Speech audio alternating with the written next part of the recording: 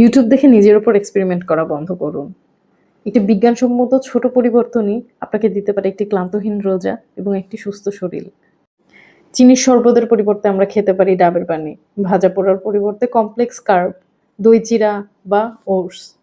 Nutrition science বলছে এই খাবারগুলো আপনাকে ইফতারের পর দেবে রকেটের মতো এনার্জি আর শরীরে দেবে স্বাচ্ছন্দ্য। মনে রাখবেন, সবার বডি টাইপ এবং বডির কন্ডিশন এক না। আপনার বয়স, আপনার কন্ডিশন বুঝে আপনার জন্য তৈরি হবে পার্সোনালাইজড ডায়েট প্ল্যান, যা আপনার সুস্থতাকে করবে স্থায়ী। তাই আমি শুরু করছি আমার বিশেষ এনার্জেটিক রমাদান গাইডলাইন, যেখানে আমি সরাসরি গাইড করব আপনাকে। এই ঈদে নিজেকে আরও সুস্থ, ফিট ও কনফিডেন্ট দেখতে চাইলে এখনই কমেন্ট বক্সে কমেন্ট করুন কনসাল্ট লিখে।